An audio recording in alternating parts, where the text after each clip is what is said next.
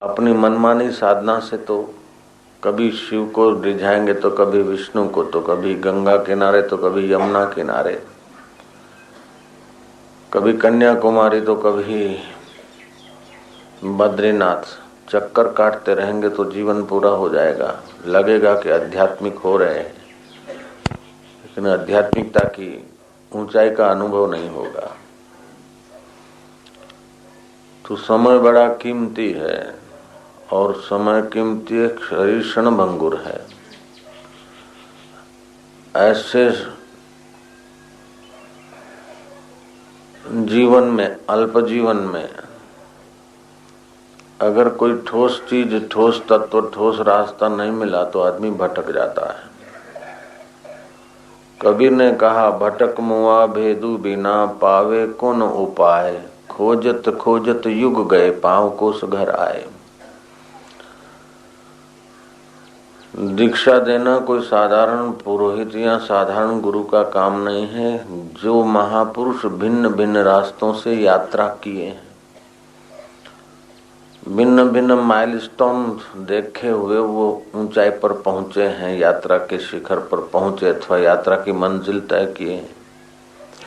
ऐसे महापुरुषों के द्वारा जब वह कृपा दी जाती है, अज्ञान, पाप और ताप को नाश करने की कृपा देने का सामर्थ्य रखें,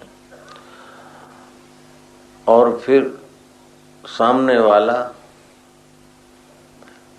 दृढ़ता से, आकाश जैसी विशालता, समुद्र जैसी गंभीरता और वज्र जैसी दृढ़ता से उस महापुरुष की दीक्षा को अपने में संभालने की क्षमता रखे।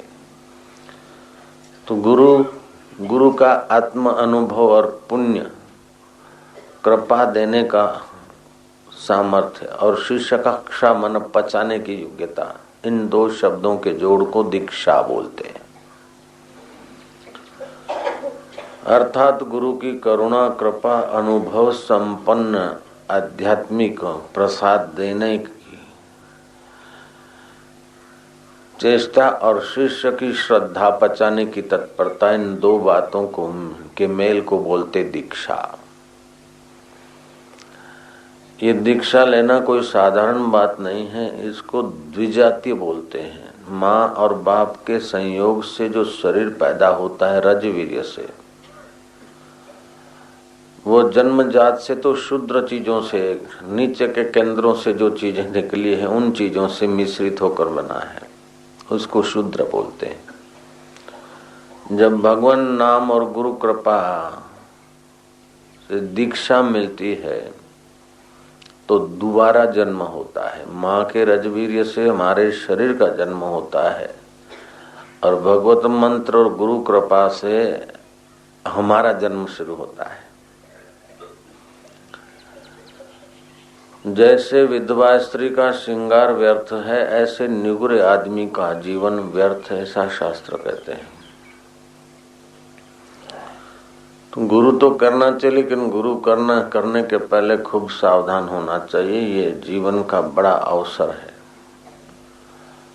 जैसा तैसा पुरोहित को गुरु बना लिया और फिर श्रद्धा न टिकी या मन माना कुछ करते रहे, वर्षों के वर्ष बीत गए, बाद में लगेगा कि कुछ नहीं, भगवान भगवान कुछ नहीं, तो अतो भ्रष्ट ततो भ्रष्ट हो जाएगा।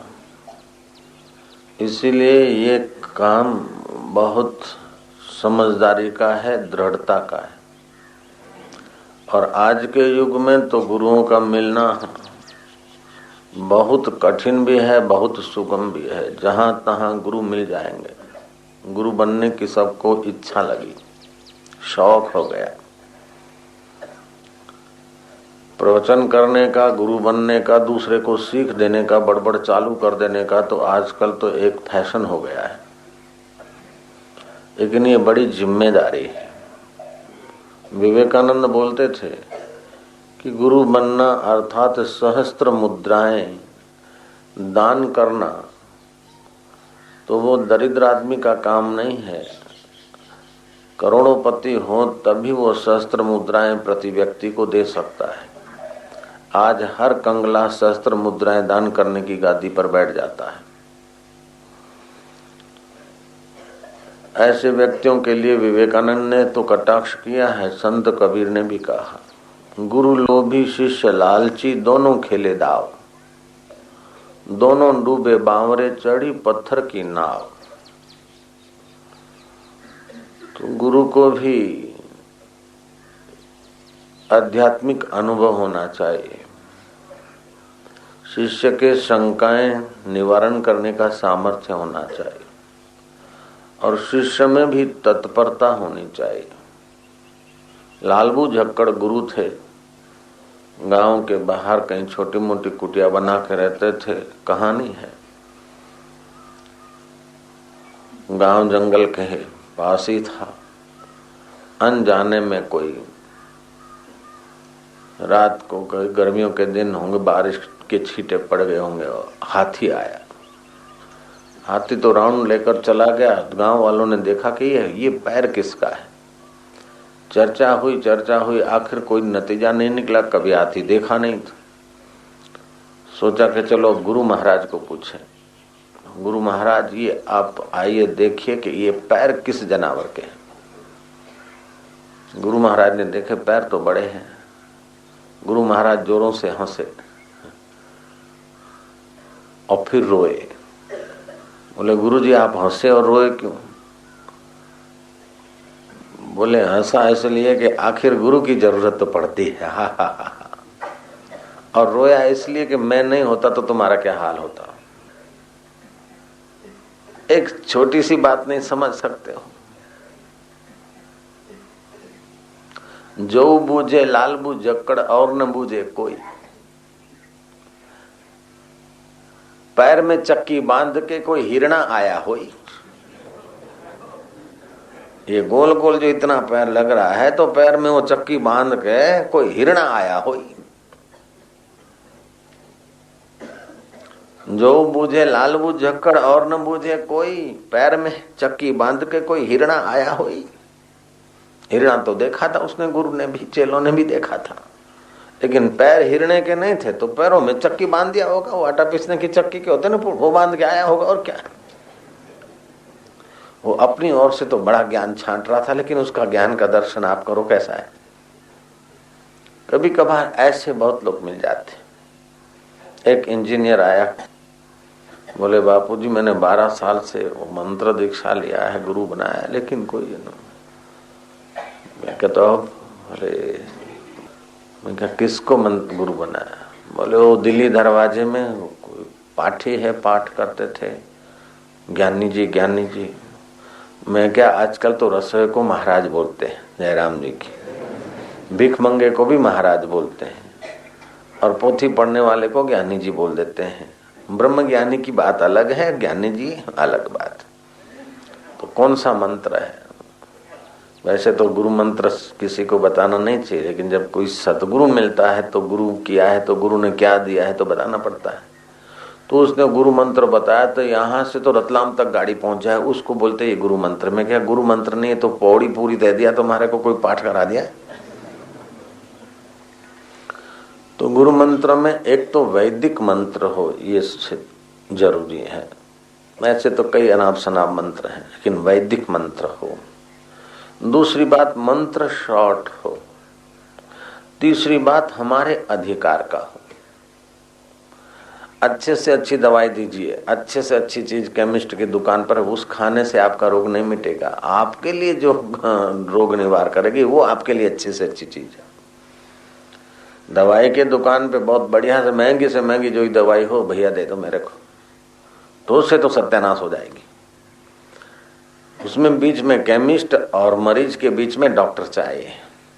जयराम जी ऐसे अच्छे में अच्छा मंत्र। कभी सुना किसी मंत्र की महिमा, कभी किसी साधना की महिमा सुना, कभी किसी की सुना, कभी कुछ करने लग गए, कभी कुछ करने लग गए। इससे आध्यात्मिक ऊंचाई का अनुभव नहीं होगा। एक गुरु तो गजब का काम करते थे। किसी को दीक्षा देते तो बोले, चलो मेरे साथ। पास में किसान ने 7 कुएं खोद रखे थे, कोई 10 हाथ, कोई 8 हाथ, कोई 9 हाथ, कोई 13 हाथ। 7 खोद रखे थे, 8वां खोदने की तैयारी थी। 7 में पानी नहीं, वो 8वां खोद रहा था। पूरा खेत खड्डे खड्डे कर डाला और पानी नहीं। गुरु ले जाता कि अगर ऐसा मूर्ख किसान बनना है, ऐसा मूर्ख साधक बनना है तो मेरे से दीक्षा मत लो। इसने देखो दृढ़ता नहीं, पानी निकलेगा कि नहीं निकलेगा, 8 हाथ खोदा नहीं निकला, दूसरी जगह 9 हाथ खोदा, कहीं 13 हाथ खोदा तो कहीं 11 हाथ खोदा, खोद खोद के पूरा खेत खड्डे बना दिया और पानी का चुल्लू भर भी नहीं। और बोलता मैं पुरुषार्थ करता हूं, तो पुरुषार्थ में भी यथा योग्य मेहनत और बुद्धि चाहिए। एक धूप घुमाने में भी अकल चाहिए भाई, जयराम जी की, नहीं तो मेहनत अपनी भी जाती है और लोगों को डिस्टर्ब हो जाता है। आटा गूंदने में भी अकल चाहिए। तो गुरु दीक्षा देना कोई ऐसे मूर्खों का काम नहीं। कन्या मन्या कुर्र, तुम हमारे चेले हम तुम्हारे गुर्र, दक्षिणा धर, तू चाहे तर चाहे मर। हमारे गुरुजी बोलते थे कि आजकल गोपो विजी टोपो किसकी बैठो गादी थे, गोपा टोपा डाल के गुरु पढ़ने का गादी पे बैठ गया के बाद हम भी गुरु। और कुछ लोग तो केवल पगारदार हैं जो धर्म का प्रचार करने को देश परदेश से आ जाते, तो पगारदार गुरु नहीं हो सकता है। जयराम जी की पगारदार सतगुरु नहीं हो सकता, पगारदार मास्टर हो सकता है, शिक्षक हो सकता है, लेकिन सतगुरु तो पगारदार सतगुरु नहीं हो सकता है। सतगुरु उसे कहा जाता है जिसे रिद्धि सिद्धियां और भगवान की सृष्टि के प्रलोभन है उसको भी ठुकराने का सामर्थ्य हो। यहाँ तक कि ही शास्त्र विरुद्ध बात अगर कभी भगवान भी कह दे तो भगवान का त्याग करने का भी सामर्थ्य उसे सतगुरु कहा जाता है।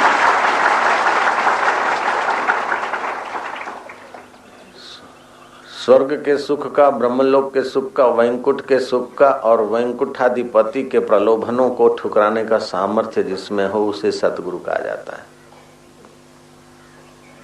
तुर्क दुनिया, तुर्क उकबा, तुर्क मौला, तुर्क तुर्क, लोग क्या कहेंगे, इस लोक लज्जा में मरा रहेगा तो साधन में आगे पहुंचेगा ही नहीं। जो लोक लज्जा छोड़कर भगवान के रास्ते चल पड़ा है, बुद्ध की नाई, महावीर की नाई, कबीर की नाई, नानक की नाई,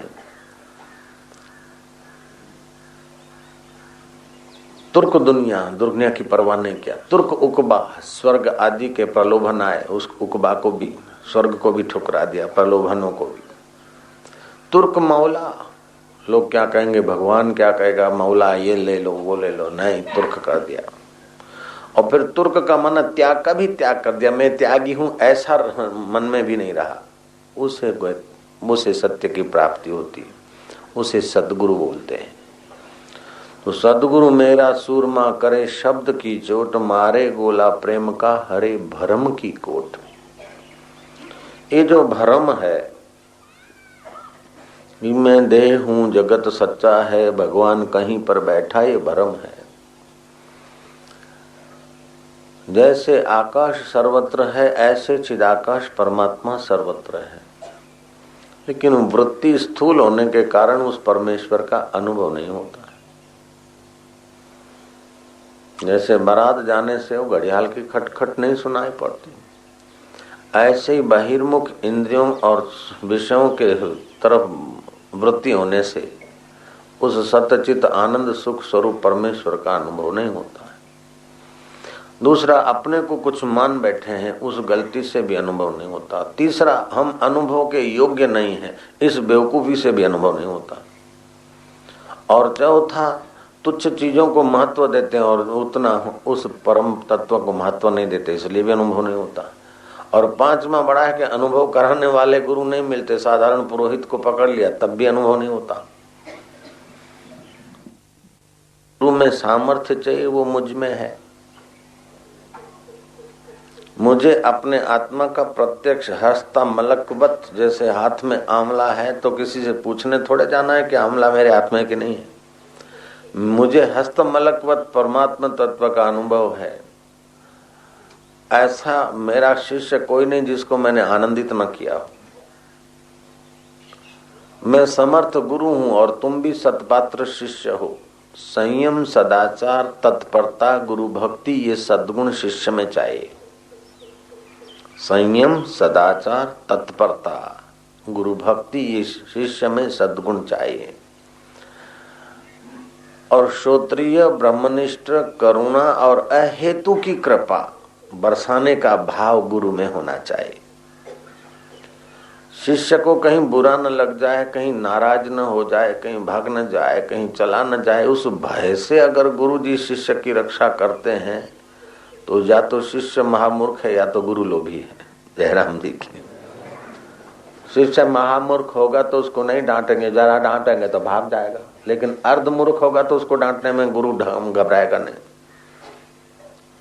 महामूर्ख होगा तो बोले देखो गुरुजी ने अपमान कर दिया, इंसल्ट कर दिया, ऐसे कोई गुरु होते तो भाग जाएगा। तभी भी गुरु नहीं डांटते उसको, और एकदम बुद्धिमान है तभी भी नहीं डांटते। अर्धमूर्ख तो होगा ही, तभी तो शिष्य बना है, अगर पूरा होता तो शिष्य क्यों बनता। जयराम जी की। और अर्धमूर्ख को अर्धमूर्ख रहने दे तो गुरु का कर्तव्य क्या फिर। तो पत्थर को भगवान बनाना आसान है, क्योंकि वो इस पत्थर शिल्पी का विरोध नहीं करेगा। लेकिन इस जीव को, इस 2 हाथ पैर वाले शरीर को मैं मानने वाले पुतले को ब्रह्म बनाना बड़ा कठिन। पहले तो उसकी श्रद्धा नहीं होगी, और श्रद्धा होगी तो ऊपर ऊपर से थोड़ा फायदा उठा के चलो, गुरु जी को मन से ही मान लिए, क्योंकि प्रैक्टिकली मानेंगे तो जिम्मेदारी आ जाती। मन से ही मान के गाड़ी चलाऊंगा, और फिर कभी भाग्य जोर करेगा तो गुरु को ऑफिशियली मानना शुरू करेगा, दीक्षित होगा। बाद में भी अपने मन के विरुद्ध या अपने मन में समझ में नहीं आएगी तो बोलेगा गुरु जी को ऐसा नहीं करना चाहिए, गुरु को ये नहीं करना चाहिए, वो नहीं कर। अब एक गुरु है, लाखों लाखों शिष्य, और उनके लाखों लाखों मन है, लाखों लाखों कल्पना है, तो सोचेगा गुरु को ये करना चाहिए, वो बोलेगा वो करना चाहिए, वो चाहिए। तो ये उल्लू के पट्टे गुरुओं को अपने ढांचे में डालने के लिए भी कई लोग आते हैं। उन सब को सहते हुए और दबाते हुए और घुमाते हुए जो अपने पथ पर जाता है और लाखों को ले जाता है, ये कोई साधारण व्यक्ति का काम नहीं है। हाँ, सबकी करना और गली अपनी न भूलना और अपने आप में डटे रहना, ये कोई मजाक की बात नहीं है। करोड़ों करोड़ों व्यापारी मिल जाएंगे, करोड़ों करोड़ों ऑफिसर मिल जाएंगे, लाखों लाखों पंडित मिल जाएंगे, विद्वान मिल जाएंगे, सैकड़ों और हजारों गुरु मिल जाएंगे, लेकिन सतगुरु तो कभी कभी कहीं कहीं कबार कबार मिलता है। सतगुरु मेरा सुरमा करे शब्द की चोट, मारे गोला प्रेम का हरे भरम की कोट। शिष्य देह में खड़ा है, जगत की सत्यता में खड़ा है, मेरे तेरे में खड़ा है। और कोई शिष्य नरक से आया है तो कोई स्वर्ग से आया है। शिष्यों में भी डिफरेंट माइंड के होते हैं। ऐसा नहीं कि चलो हमारा एक गुरु है तो सब शिष्य एक हो जाएंगे, नहीं होंगे। उनका आपसी मतभेद रहेगा, मति में मतांतर रहेगा। घर के 5-6 मेंबर हैं, उनमें भी 2-2 पार्टी हो जाती, 3-3 मत हो जाते हैं। 6 मेंबर में 3-4-5 मत हो सकते हैं। तो लाखों लाखों शिष्य में भी तो मतांतर, उन सबको साथ लिए हुए चलना, एक ही दौर में बांधना, उनके हृदय का कितना आत्मबल, आत्म सामर्थ्य और करुणा का कितना चिगम होगा, तब वो बंधे रहे होंगे। स्नेह की कितनी मजबूत रज्जू होगी जो लाखों लाखों शिष्यों के हृदय को बांधकर गुरु जी यात्रा करवा रहे हैं। 2-3 बच्चे के माँ बाप बच्चों से परेशान हो जाते और पिटाई कर देते, अरे मैं तो तंग आ गया इससे, तो मर जा, मौका ना करो। और वो बच्चे ऐसे कि जरा आंख दिखाओ तो चुप हो जाएं अथवा तो सीटी बजाए, ऐसे बच्चे होते। और ये बच्चे सीटी भी नहीं बजे तो आंखें दिखाएं, ऐसे बच्चे दुनिया को नचाकर सारे जगह पर टेस्ट कर करा के फिर आए हुए। और उन पट्टों को साधना और स्नेह की रस्सी में, रज्जू में बांध कर चलते रहना, ये कोई साधारण आदमी का काम नहीं। गुरु धोबी, शिष्य कपरा, साबुन सर्जनहार, सूरत शिला पर बैठ के निकले मैल अपार।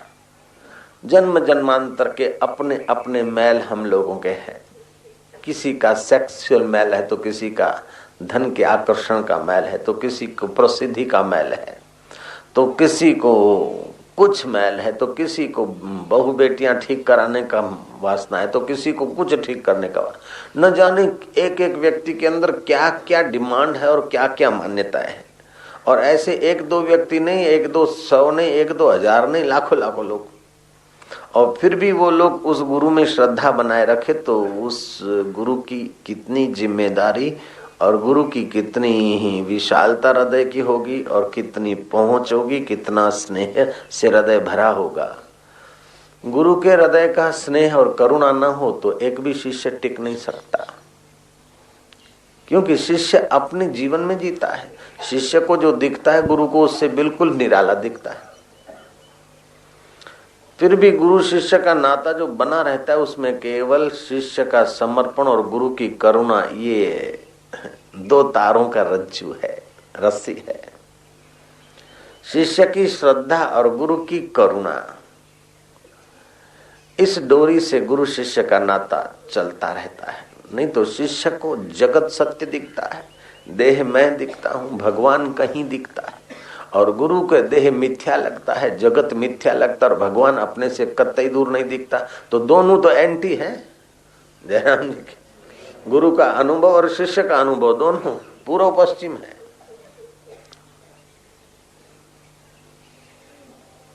अर्जुन अपनी अपनी अकल होशियारी मार रहा है कृष्ण के आगे। कृष्ण बोलते हैं बातें तो पंडितों जैसी करता, लेकिन रो रहा है इधर मूर्ख होके। तो कभी कभी शिष्य इतनी पंडिताई मारेगा अपने मन में, अब कह नहीं सकेगा चलो कोई बात नहीं तो गुरु है, लेकिन होना ऐसा चाहिए। गुरु को क्या पता, मैं टेक्नीशियन को लेकर आऊंगा तब गुरु जी को बताऊंगा कि गुरु जी ये इसका ये काम होता है। और गुरु जी बोलेगा अच्छा अच्छा भाई हम तो नहीं जानते इसमें, ठीक है ये करो वो करो। अंदर से समझेगा कि अच्छा शिष्य जी तू अपना टेक्नीशियन ला वो ला वो ला, लेकिन गुरु की जो सहज संकेत की वाणी उसकी तूने कीमत नहीं की। अभी तू बच्चा है, अभी तेरे को छोटा साधन देंगे। ज्यों ज्यों वो शिष्य भीतर से समर्पित होता जाएगा त्यों त्यों गुरु कृपा विशेष रूप से उसके हृदय का पोजीशन लेती जाएगी। गुरु कृपा ऐसी खतरनाक है कि शिष्य को मार भगाती है। महाराज जयराम जी की शिष्य को मार भगाती कि हाँ, जैसे बारिश के दिन हो, आप घर में सोए और कोई आ गया आदमी, अरे भाई दरवाजा खोलिए बारिश है हम भीग रहे हैं। आपका एक कमरा है, आपने खोल दिया, वो आदमी खड़ा है, धीरे से बैठ गया, चलो भाई। फिर तो उसने पैर पसारे, हम बोले ये क्या करते हो? बोले क्या क्या करते? तकिया लाओ आराम करना है। फिर थोड़ी देर हुई, बोले तुम चले जाओ ये घर मेरा है।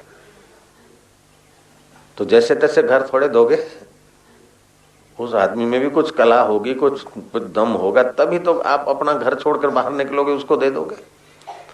ऐसे ही गुरु दीक्षा अथवा हरिओम हरिओम करते गुरुदेव की कृपा तुम्हारे द्वार पे आती।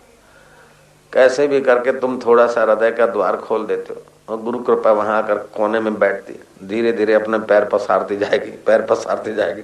अब तुम्हारे अहम को कान से पकड़ के बाहर निकाल देगी, बोले अब ये घर में। ये कोई साधारण काम थोड़े है भाई। तुम्हारा जन्मों जन्मों का घर है, पुराना घर, एक किराएदार नहीं निकलता है तो हाउस मालिक को निकालना कोई मजाक की बात है। जब मैं था तो तू नहीं, अब तू है तो मैं नहीं। अब मैं भी रहूं तू भी रहे, ये झंझटबाजी नहीं चलती वहां। इश्क करना जहां बचाना, ये भी कोई हो सकता है। बोले बापू रात को गहरी नींद आ गई थी, लेकिन 4 बार हार्ट अटैक भी था, और गहरी नींद भी थी और हार्ट अटैक भी था। असंभव है, हार्ट अटैक और गहरी नींद एक साथ नहीं रह सकती। इश्क करना जान बचाना, एक तो गुरु तत्व का मोहब्बत लेना और आनंद लेना, मुक्ति का अनुभव करना, और दूसरा अपनी जान बचाना, अपने अहम को बचाना। इश्क करना जान बचाना, ये भी कोई हो सकता है। आशिक़े दिले दर्द वो भी कोई सुख से सो सकता है? क्योंकि शिष्य की थोड़ी बहुत पुण्याई है, भगवान नाम गुरु मंत्र का प्रभाव है। शिष्य की श्रद्धा का धागा टूटते टूटते भी फिर संध जाता है, बच जाता है। गुरु की करुणा, रामकृष्ण जैसे सदगुरु हैं और नरेंद्र जैसा शिष्य है। शिष्य और गुरु के बीच 7 बार विद्रोह हो गया। नरेंद्र जैसा बुद्धिमान भटक भटक के बाद में गुरु किया, खूब भटके और बाद में रामकृष्ण को गुरुदेव किया। और रामकृष्ण को प्रत्यक्ष होता था माताजी को, और तोतापुरी गुरु ने ब्रह्म ज्ञान कराया। कई लोग तो बोले फलाने महाराज को साक्षात्कार हो गया, तो महाराज के गुरु कौन है? बोले उनके गुरु तो नहीं, उनके पिता ही उनके गुरु थे। तो उनके पिता को साक्षात्कार था? बोले तो पता नहीं, तो तुम्हारे गुरु को साक्षात्कार नहीं हो सकता।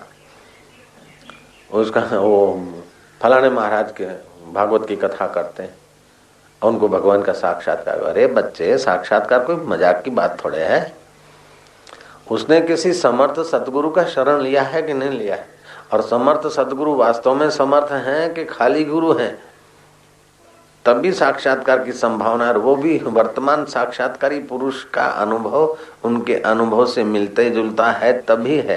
नहीं तो पोथी पढ़ पढ़ जग मुआ पंडित बयान कोई, 2.5 अक्षर प्रेम का पढ़े सो पंडित होई। इस बात को भी तो याद करना पड़ेगा। तुलसीदास जी ने कहा, गुरु बिना भव निधि तरहि न कोई, चाहे बिरंच शंकर सम होई।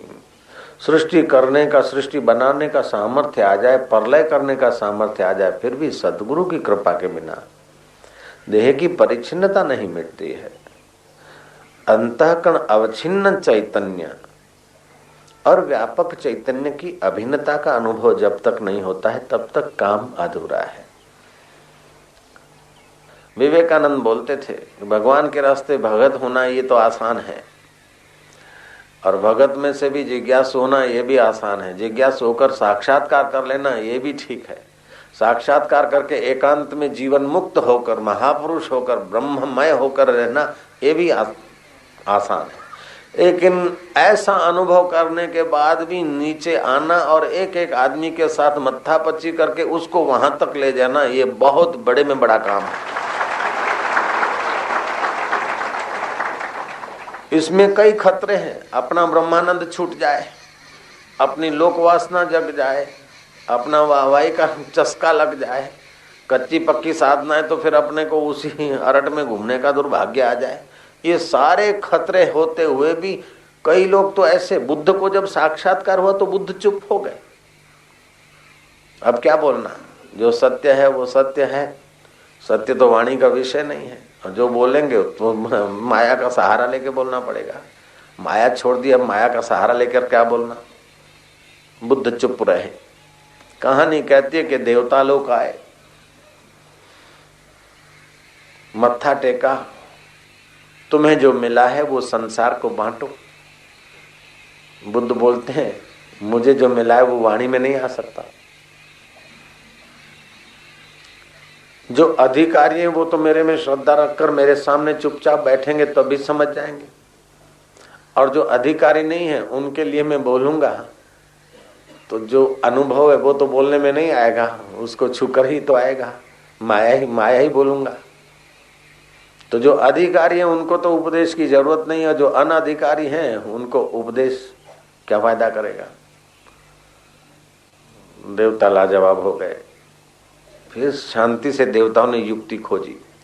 बोले जो अधिकारी हैं वो तो आपके निकट बैठते ही आपके वाइब्रेशनों से, आपकी कृपा से उन्नत होंगे, और जो अनअधिकारी हैं उनको असर नहीं होगी। लेकिन कुछ ऐसे भी लोग हैं जो अनधिकारी भी नहीं है, अधिकारी भी नहीं है, एकदम गिरे हुए भी नहीं और एकदम चुप होकर पचा लें ऐसे भी नहीं। उन लोगों के लिए बोलने की कृपा करो ना, जो आपके मौन को झेल नहीं सकते और आप बोले तो वैसे के वैसे नहीं रह सकते। ऐसे लोगों के लिए बोलने की कृपा करो, वो बदले। बुद्ध इस बात पर राजी हो गए। फिर जीवन भर बोलते रहे, अंतिम श्वास तक बोलते रहे। मेरे गुरुदेव अंतिम श्वास तक बोलते रहे। ये उनकी करुणा कृपा है, नहीं तो क्या लेना। कई ऐसे महापुरुष होते, समझ में आ गया सत्य, अब क्या बोलना, उसी में रहो।